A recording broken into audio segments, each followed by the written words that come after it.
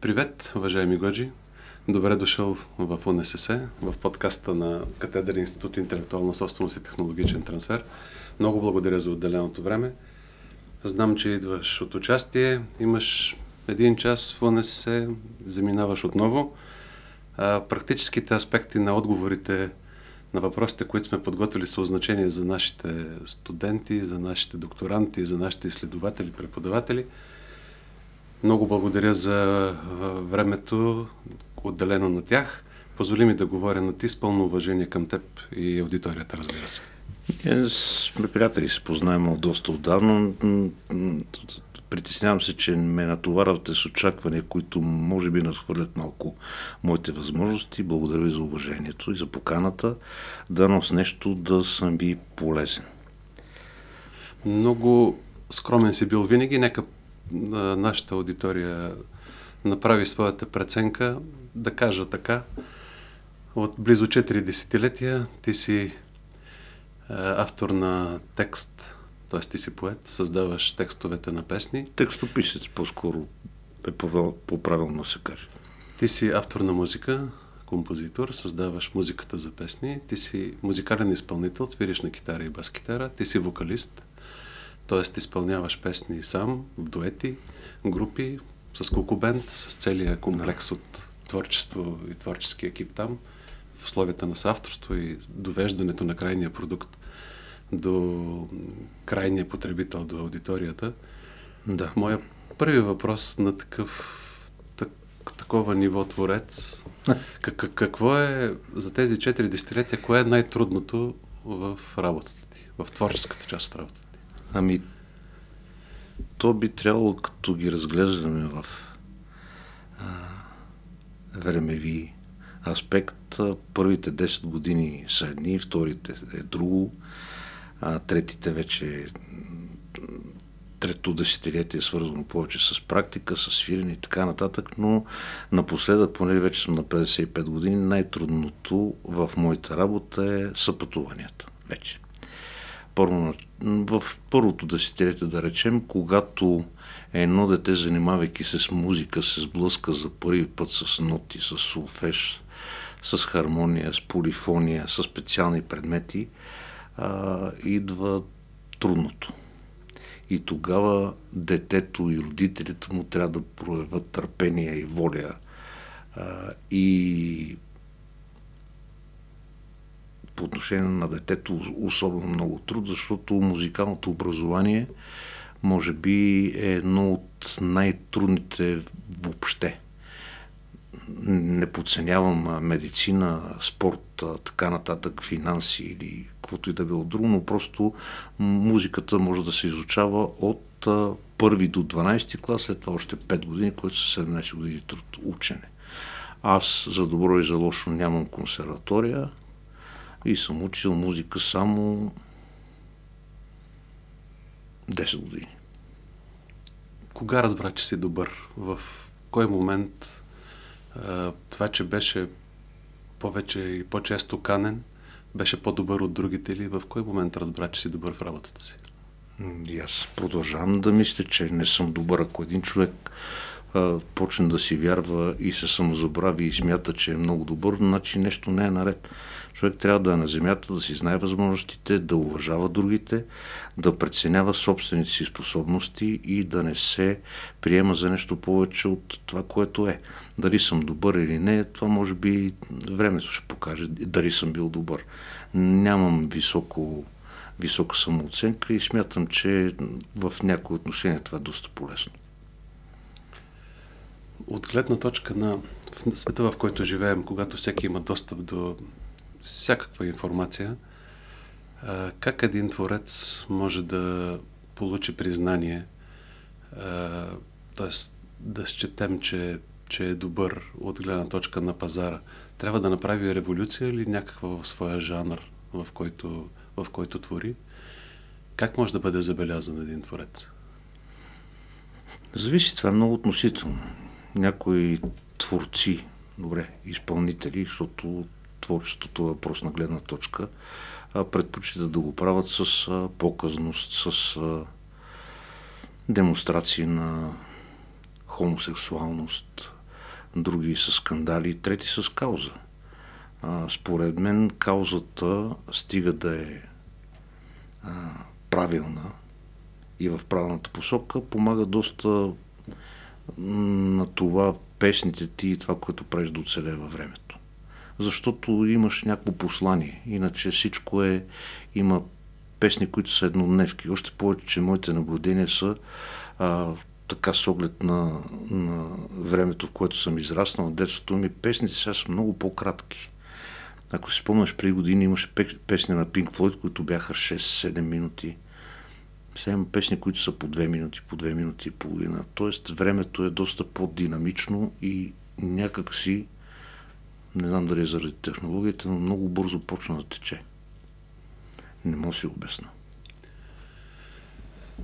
Наистина е така, в много направления това, което ние се занимаваме, изкуственият интелект е точно сред факторите, които много бързо ще промени разбирането за време, решенията на задачите. Там ще идват много лесно, сигурен съм си в областта на изкуството и в частност на музиката също.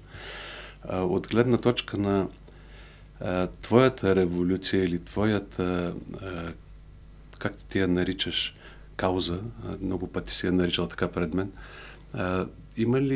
има ли модели, на които си подражавал по един или друг начин, в началото поне, на своето изпълнителство, в частност частта китара, например, Роджер Уотърс спомена Pink Floyd или Пол Маккартни, басиста на Beatles, или Джон Дикън на Queen. Има ли някакъв модел, който ти е бил пример за подражание и от гледна точка на работоспособност и от гледна точка на кауза? То няма как да иначе, защото ти от някъде трябва да се научиш. По наше време, говоря ти за 80-те години, беше много трудно да се здобиеш с информация, с школа или с нотни текстове. Аз много харесвах и съм вадил парчета. Вадене на парче означава да го слушаш на магнитофона, да сваляш скоростта, за да може по-лесно да извадиш нотите, защото беше невъзможно да намериш такава информация. По мое време се учихме от Джако Пасториас, Маркъс Милър, разбира се от басистите на Deep Purple, Глен Хюс също така. Сега е много по-лесно. Има цели видеоуроци. Влизаш вътре, гледаш го, той го показва бавно, показва схемата, показва грифа. Така че за хората и децата, които се опитват да се занимават с музика, в момента е много по-лесно по отношение на информацията. Друг е въпросът, че труда е почти един и същ. Може би са малко по-облегчени по отношение на това да извадиш, защото примерно да извадиш едно парче на Джако Пасториас. Слушахме ги на магнетофонни ролки и намаляхме оборотите, за да можеш да го чуеш по-бавно. Иначе е невъзможно. И така ги записвахме. Но няма как да не се влияеш от това, което си слушал, от това, с което си израснал. Аз за себе си не много се радвам, че съм слушал като дете всякаква музика. По нашия край се слушаше сръбско, аз слушах в училище фори на Deep Purple, на Тото и така нататък. И колкото по-богата и разнопосочна и всеобхватна е музикалната ти култура, толкова по-лесно ти е да направиш песен. Макар че в някои случаи се усеща влияние, някои го наричат плагиатство, други го наричат чиста кражба, аз го наричам творческо влияние. Макар че доста песни, както казал Пикасо, големите творци са крадци. Нарочно не казах великите, защото не се смятам за такъв, но наистина, ако говорим за Пикасо, всичко, що е кубизъм, е произлязло от школата на Малеви Чуновис от 1910 година и до изведнъж другаря Сталин разпръсква една камара Любов Попова, Кандински и така нататък, Шагал, които заминат в Западна Европа и изведнъж се появява Пикасо с кубизъм, който също е бил конструктивизъм през 1910 година в Русия.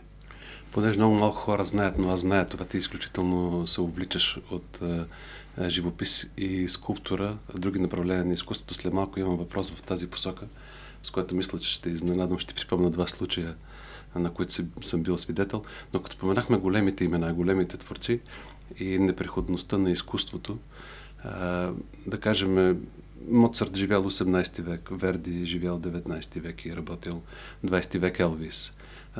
Края на миналия век и до преди 20 години краля на попа Майкъл Джексън. Ти и Куко Бенд, вие сте 3 десетилетия, ти отделно още като по-млад на пазара. Какво представлява този труд, който 3-4 десетилетия събира в залите 2-3 различни поколения поклонници на вашата музика? Какво представлява това като труд, че да успеете във времето да запазите този интерес на последователите си, на публиката си, на феновете си?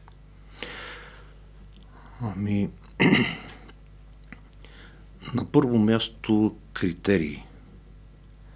На второ място според мен е приятелство.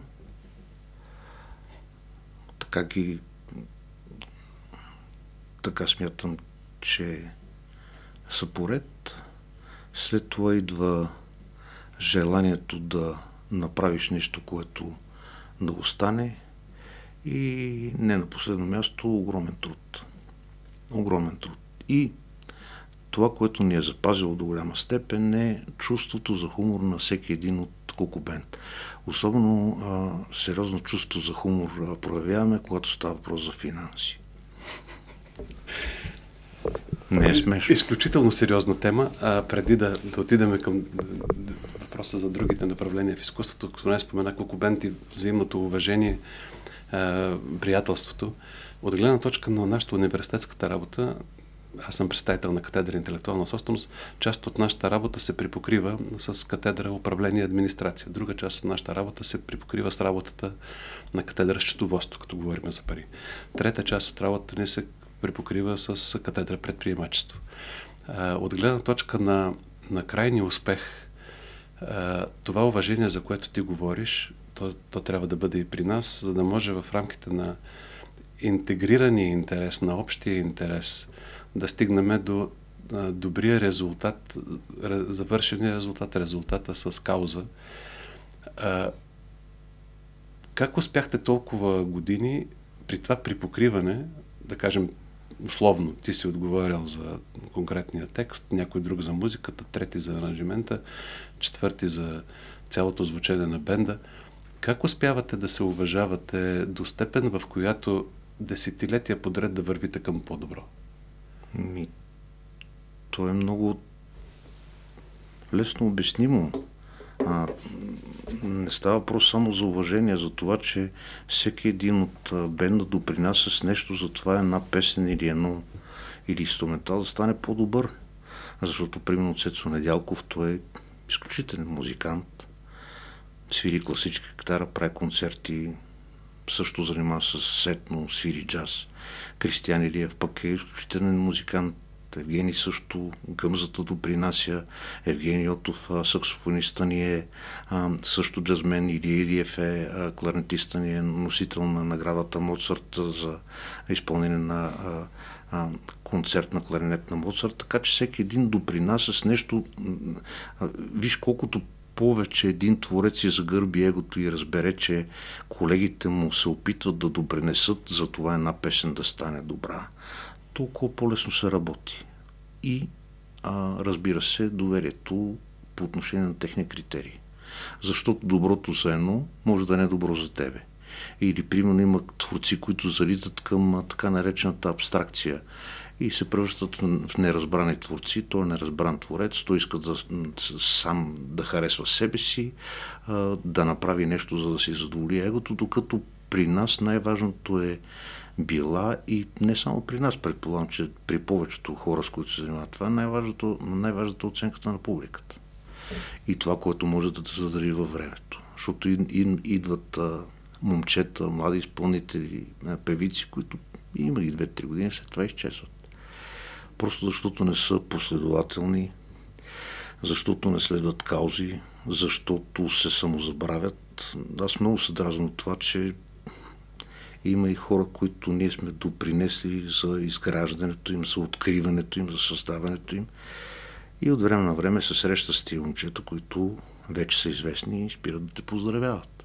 Което е много жалко и според мен е липса на възпитание и това, че се самозабравят от един определен момент нататък. Само, че има една много мъдра поговорка: забравата на историята води до повторението й.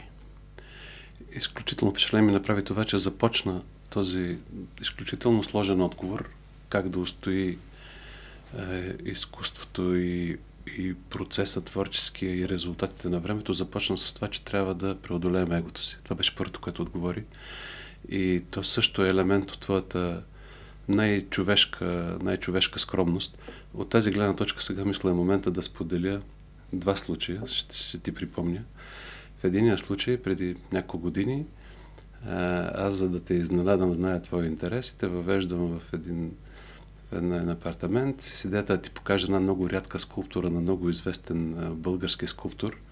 И преди още да ти покажа, ти викаш: това е Андрей Николов, той е роден във Враца. Това е първия случай, който преди да ти кажа нещо, ти ми обърна внимание на същото. Втория случай бяхме на Българското Черноморие в един хотел и аз бях харесал картини да ти покажа, да погледнем и доближавайки се още ти ви казваш, това е Злати Бояджиев от втория му период, когато рисува с лява ръка. Тоест ти си човек, на който много дълбоко се интересуваш от живопис и скулптура, естествено от музика. А затова, връщайки се към предишната тема, как оценяваш или как разбираш кое изкуство е високостойностно, ако с цялата условност на думичката стойностно, но това, което е по-малко преходно във времето, как го разпознаваш? Това е много трудно би могло да бъде разпознато, защото примерно има хора, които харесват абстрактно изкуство, други, които харесват сюрреализъм, трети, които харесват кубизъм. Примерно имах един приятел, да е жив и здрав, от много време не съм го чувал, професор Мандев. Попита го, има един български художник, Иван Георгиев Рембрандт, не знам дали ти е познат, който е в началото е бил доста добър рисувач и в последствие, разбира се, но решава да се занимава с абстрактно изкуство. И аз попитах професор Мандов защо го е направил. Той каза: много е просто, моето момче, абстрактното изкуство те кара да мислиш. Дали е така за всички, не мога да кажа. Защото за мен и за теб изкуството е въпрос на светоусещане, може би на профил на твоята култура, на твоето възприятие за света и за всички така. Аз ти казах и предния ни разговор, за едния изкуство Малер, за друга изкуство Азис, за трети изкуство Джипси Кинг, за четвърти Рико Бенд, така че за всеки изкуството е въпрос на възприятие и на критерии. Ти каза да се замислиш. Аз тук използвам момента, също мой приятел Марин Марков, скулптор, български, известен повече зад граница, като много за жалост български представители на изкуството. Той казва така: простия ми отговор на този въпрос, по моите разбирания, аз разпознавам изкуството по това, което ме спре. Когато се разхождам в музея или в галерията, това, което ме спира, не позволява да го подмина и отида и се доближа до картината и чета отдолу Ван Гог, Рембрандт. Тоест, ти каза да се замислиш, той каза да ме спре, което пак е същото. То е същото, само че това, което ще спре него, би ли спряло мен или теб? Да, така е. По отношение на това, което каза професор Мандев, цитира го веднъж през един мой приятел, че абстрактното изкуство те кара се замислиш. Той с чувство за хумор погледна една картина и каза: да, замислих се. Какво ли е това по дяволите? От гледна точка на големите имена в изкуството, за които говориме, прави впечатление, че много голяма част от тях, да не кажа всичките, са от градове, които не са нито най-големите, нито най-проспериращите. Да кажем, Леонардо да Винчи е от Флоренция, селце във Флоренция, Микеланджело. Да не влизам в такива сравнения, че направо... Извинявам се. Добре, да минем на българските имена. Да кажем, Йордан Радичков е от село Монтанско, което... Монтанско, Берковица. Да, което вече, даже това неговото селце не съществува на картата. Да кажем, Теодоси Спасов от Исперих и Бряма е от Кърджали. Тоест, ти си родом от Враца, но си израснал в Криводол. Каква е връзката между населеното място и културата на населеното място, така че да създаде творци, които десетилетия да създават своето изкуство? Има ли връзка? Не мога да кажа. Може би средата до голяма степен е определяща и ще кажа, примерно, как се открили, че съм музикален. Баща ми, светла му памет, свиреше на саксофон в сатиричния състав в Криводол и аз не се отлепех от барабаните. И от един момент нататък това те кара детето, разбира се, да иска да свири на барабани. Примерно за Теодоси Спасов не знам. Но според мен средата, музиката, която слушаш, и до голяма степен семейството е връзката с всичко това, което ще направиш последствие.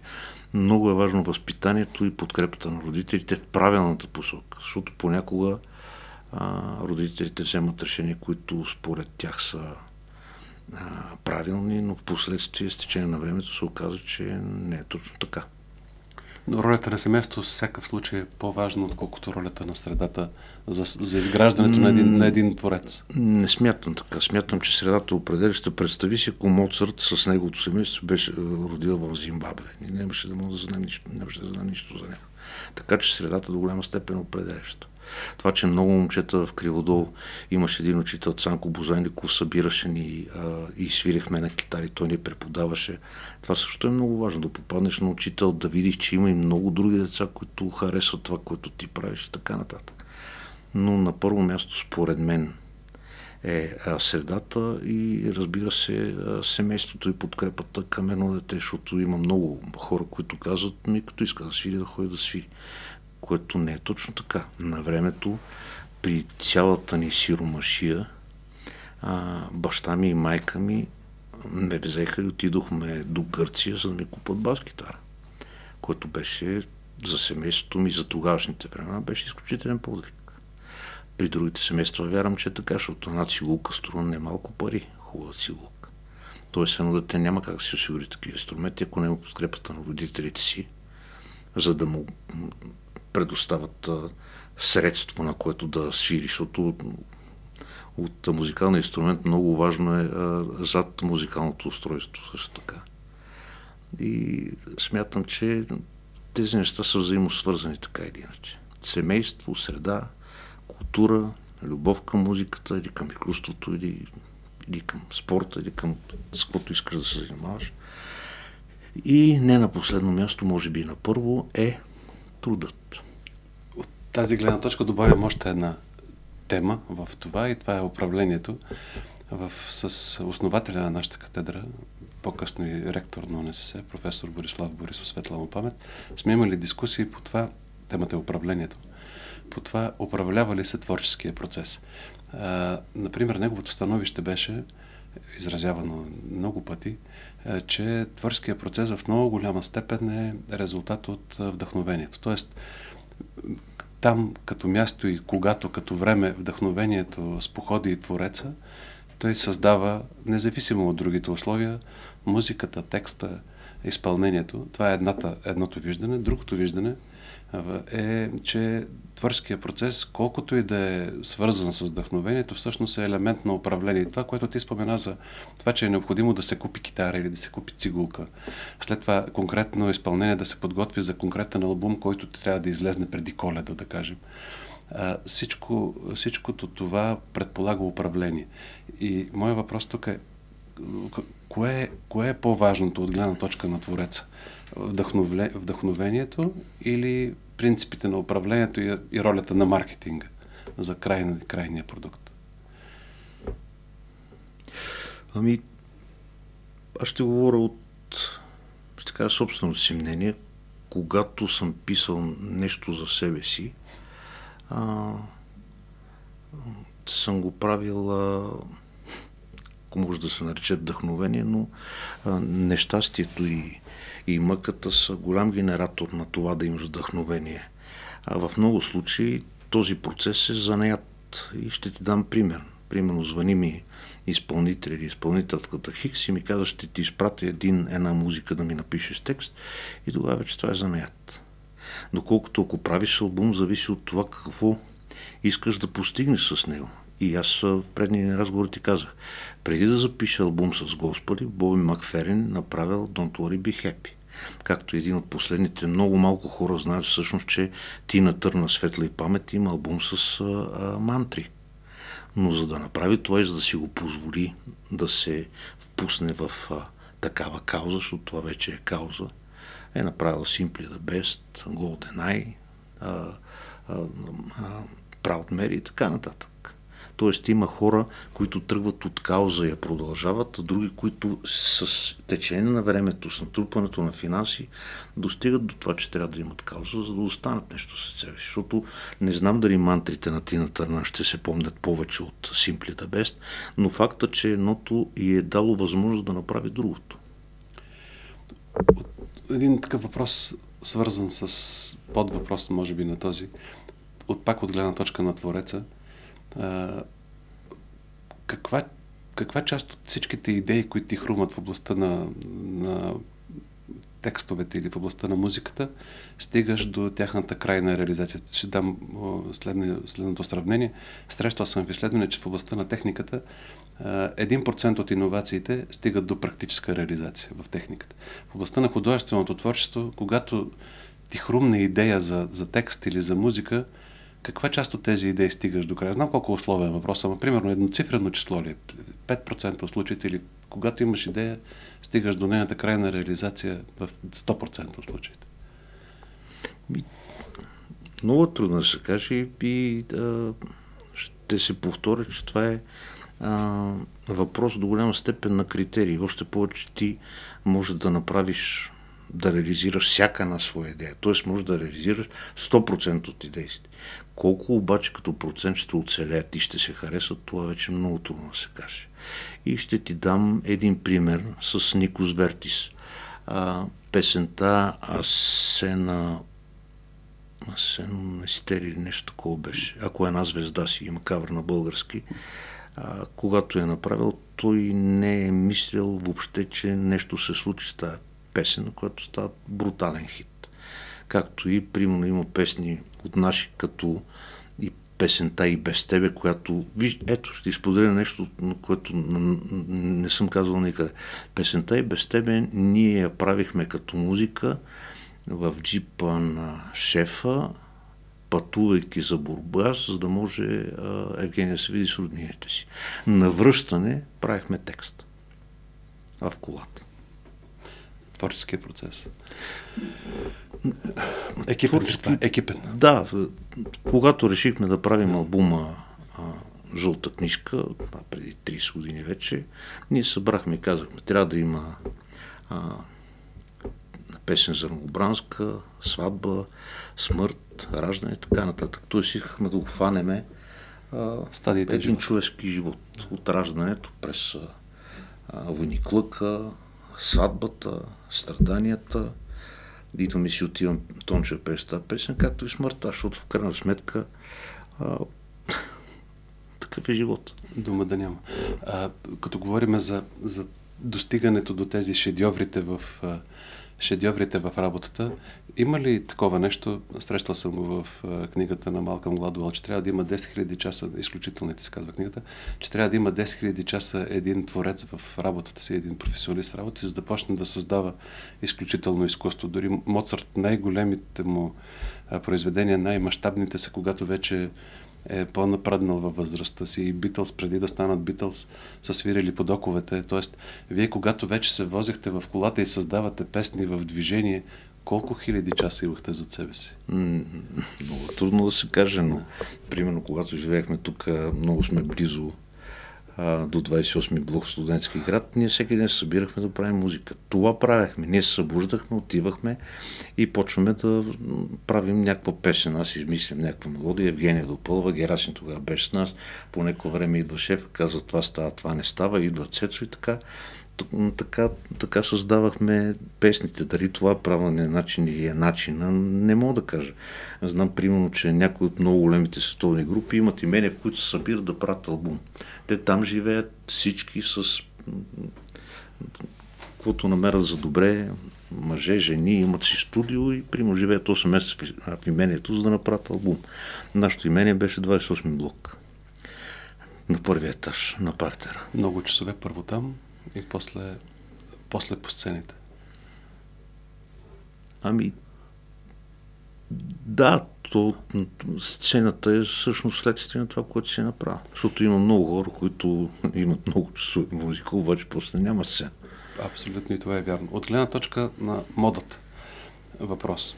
Модата в изкуствата все пак е преходна и тук въпросът е кое я повлиява. Дали високите художествени качества на твореца, да кажем Тейлър Суифт в момента от най-харесваните изпълнители, тя ли влияе на модата или маркетинга и продуцентите стимулират творците да работят в области, които са от значение модерни към момента. Тоест, кое от двете, яйцето или кокошката, кое е повече? Дали големите творци създават последователи или все пак продуцентите финансират точно това, което в момента публиката търси? Значи, за да спечелиш на своя страна и да подпишеш договор с голяма продуцентска компания, първо те трябва да открият в тебе качество и продуцентът гледа на тебе като на продукт на кисело мляко. Той не се интересува от това, какво ще направиш, той се интересува от това да спечели, защото продуцентът е инвеститор. Сега, по отношение на модата, смятам, че тези, които са на първо място в света, те създават модата, защото тя не се появява от някъде. Примерно ще дам пример с една песен, една от последните миналата година слушах една песен на Бионсе, която нямаше едно с едно, т.е. тя беше толкова сложна форма, примерно една от сложните форми в музиката е триделна. При нея нямаше едно с едно. Първите 8 такта се пее едно, вторите друго, третите друго, с липса на припев. Опита се, може би, да го наложи като мода, обаче не стана. Докато, примерно, Дуа Липа направи един хит и всички започнаха да правят подобни неща. Ето виж, Дуа Липа с албански произход. Има много румънци, които също успяват. Това е въпрос както на продуциране, така и може би до голяма степен на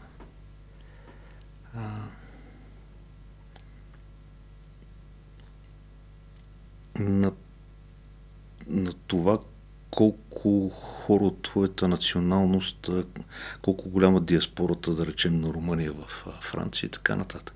Защо нашите песни не стават популярни така, както са румънските в света? Макар че има и други примери. Азис, както и да прозвучи, на който и да прозвучи, това може да се провери в Ню Йорк Таймс, беше в топ 40 за развитието на световната музика. След Бионсе, след Бруно Марс и така нататък, това може да се провери. Аз лично съм го проверял. Той е там. Каквото и да мислят за него, този човек в крайна сметка го познава света. Дали ние го харесваме, дали не го харесваме, как изглежда, какво прави, в крайна сметка това е негово решение и с оглед на времето му донесло успех.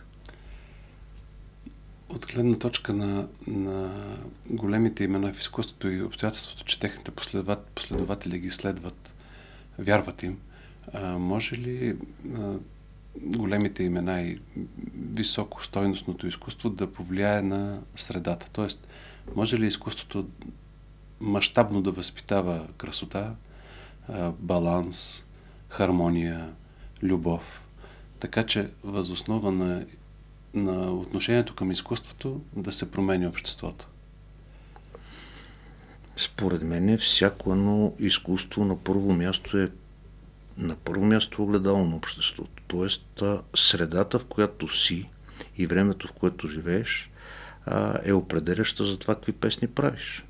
Примерно, да не дава Господ, представи сега един творец в Украина, каква песен би направил. Или един творец в Израел, каква песен би направил. Същевременно български музикант, ако е на морето, каква песен би направил, и ако преди същия този музикант, преди 2 месеца е напуснал жена му, каква песен би направил. Тоест, според мен средата определя това и времето, в което живееш, определя линията на творчество на един човек, който се занимава с изкуство.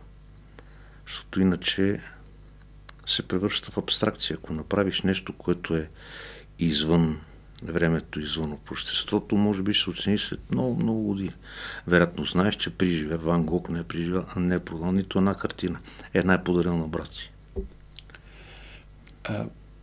Използвайки темата за големите творци и начина, по който той живеят, но и начина, по който влияят, смяташ ли, че изкуството все пак е вечно? Истинското изкуство е вечно? Дали е така?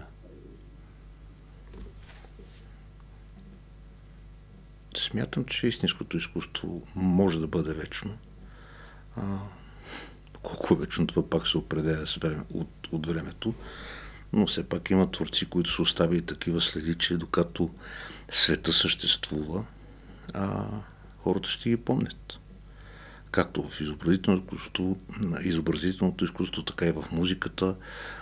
Дано и голяма част от големите български имена да останат. Примерно, много ми е тъжно, че в Европа и в света много малко неща се знаят за художник като Владимир Димитров, майстора, като Никола Танев. Хубаво, че Милчо Ливиев е световно известен, но има примерно български композитори, имена и изпълнители, които си струва света да ги познава.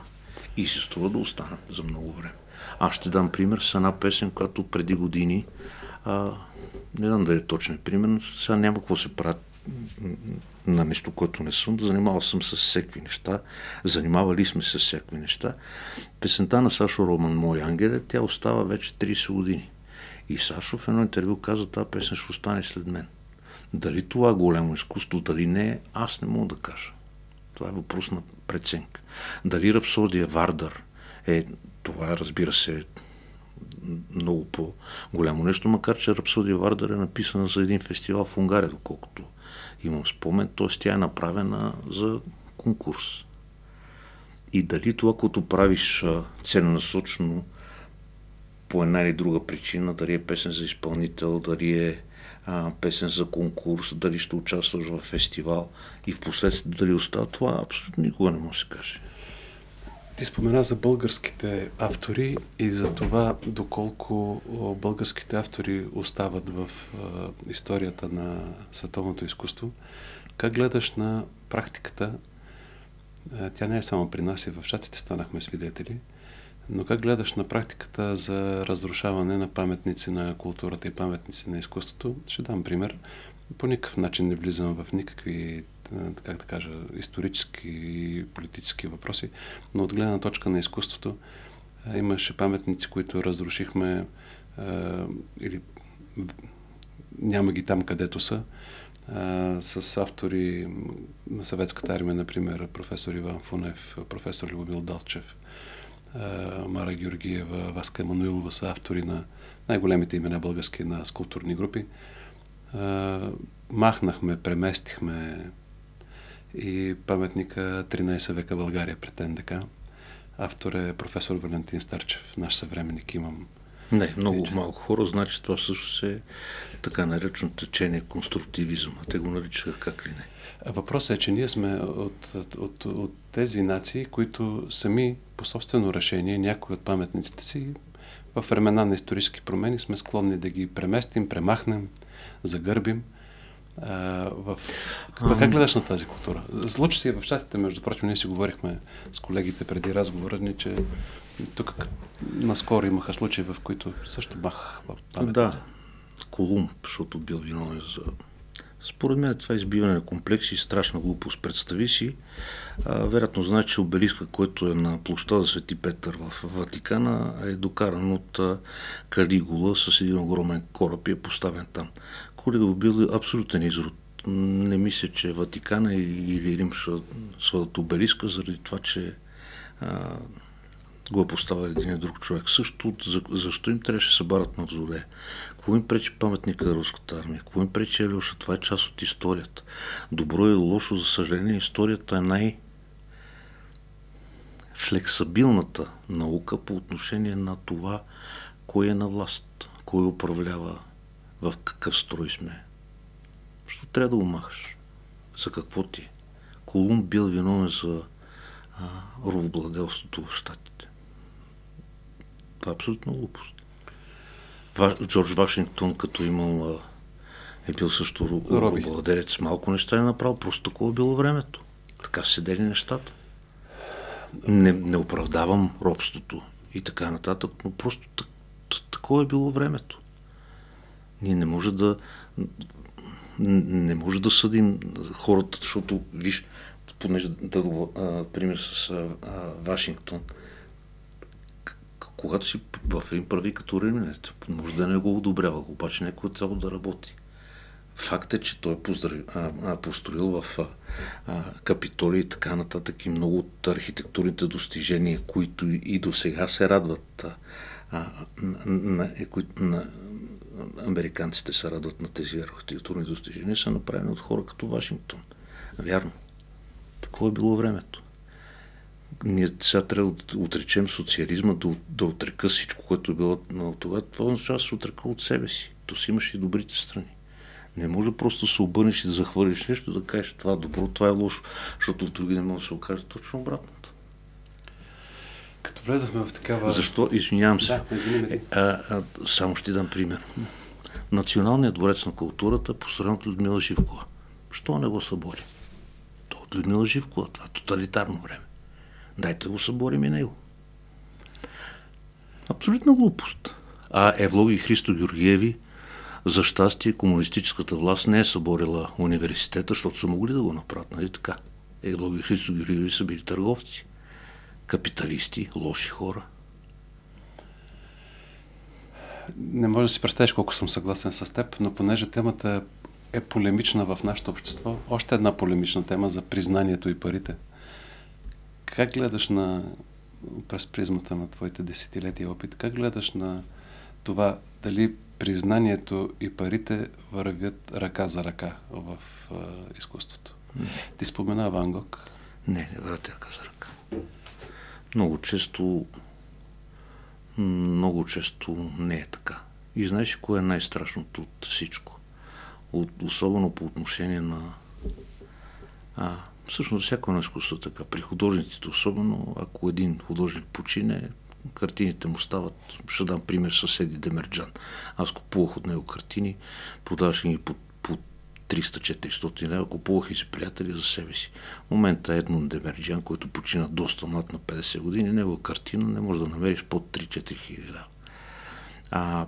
Преди време прочетох една статия, в която се твърдеше, че от смъртта на Майкъл Джексън продуценти са му спечели много повече от това той да има световно турне. Което е тъжно и жалко, но в много случаи не е така. Има много големи музиканти, които просто не успяват да се реализират. Но тук идва ролята на мениджмънта. Защото менеджера и продуцента, ако ти каже, че трябва да направиш определена песен, той го прави и за собствения си интерес, и за менеджера ти, и за тебе самия. Затова е много важно един творец, започнахме с това в началото, да загърби егото си и да разбере, че продуцента и менеджера му, ако са добро професионалисти, те няма да направят нищо против него. Защото се да направят нещо против собствените си интереси. Но много от младите, които стават известни, от тия ти казват, господин продуцент, ние бяхме до тук, живи и здрави, тръгва да прави нещо сам, точка по въпрос. Защото продуцента, най-важното нещо, което трябва да има е критерии. Ако трябва да отделя човека от твореца в теб, човешкият ти отговор, кои са измерителите на успех ти? Ти как го измерваш? Защото си изключително скромен. Аз те познавам от много години, но... Оценката на публиката. Ако не са парите? Парите са следствие. А ако са причина, значи има някакъв проблем. Парите трябва да са следствие. Тоест, когато се занимаваш професионално с това, ти правиш музика и песни, за да се издържаш с това. За да имаш с какво се храниш. Но ако го правиш като самоцел, т.е. ако парите на следствие са причина и както, за съжаление, познам хора, за които парите са на всяка цена, не смятам, че според мен това не е правилно. Всеки го приема по различен начин. Пари да, парите са нещо необходимо, но те са средства. Последен въпрос. Кои са примерите в живота ти, които те направиха това, което си? По отношение на изобразителното изкуство, имах един велик учител, който почина. Цвятко Цветков от Червен бряг, който ни преподаваше рисуване, плевенското музикално. Той ме накара да заобичам изобразителното изкуство. В детството ми се възхищавах, аз ще кажа, защото това е истината, възхищавах се на това как свират циганите. Както и да прозвучи на който и да е. Просто оттам тръгнах по някакъв начин. Впоследствие откриваш изпълнители като Стиви Уондър, Джо Кокър, Тото, Форинър, Глен Хюс, Пинк Флойд. И всичко това нещо води до едно натрупване, докато в крайна сметка изгради собствения си критерии. Не може да харесваш. Всъщност може. Може да харесваш само едно. Има хора, които слушат само хеви метал, други, които слушат само гръцко, трети слушат само трап, четвърти слушат само хип-хоп. Това си е техен избор. Но един музикант, особено когато се занимава професионално с това, не е длъжен, но е хубаво да познава различни музикални жанрови аспекти, защото е полезно. Не мога да разбера какъв то комплекс в българското общество да се раздели музиката. Американците нямат такъв комплекс. Има едно момче, което се нарича Селенин Дион, който е женен за врачанка, между другото, горкия. Той прави кавари на Милко Калджиев и въобще не се притеснява. Между другото, от Лонг Айланд, от Нью Йорк, пристигне в България, това не ги притеснява. Докато ние казваме, то е лош, то е такъв, то е циганин, то е такова, то защо го правим това? От разделението на музиката губят всички. Аз, примерно, би ли могъл един творец като, да речем, Тони Стораро, да направи песен с Живко Петров? Това е невъзможно. В България. В Гърция обаче няма такъв проблем. В Сърбия също няма такъв проблем. В Румъния. И от това всички хора печелят, докато ние губим по-равно. Защо го правим? Аз нямам обяснение. Може би всичко, защото Левски и ЦСКА, червено и синьо, за паметника против паметника, ваксери, антиваксери. Само ли сме така или целият свят така? Ето, питам те, ти ми кажи, ти си умен човек, преподаваш.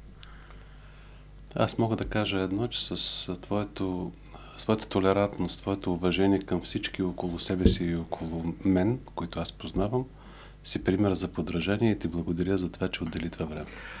Благодаря ви за уважението. Натоварихте ме с много голяма отговорност. Надявам се да съм бил полезен. Винаги съм смятал, че съм обикновен човек. Така смятам и за всички хора, защото ние сме просто, имаме една песен, която се казва Just a Human. Ние сме просто човеци. Благодаря сърдечно.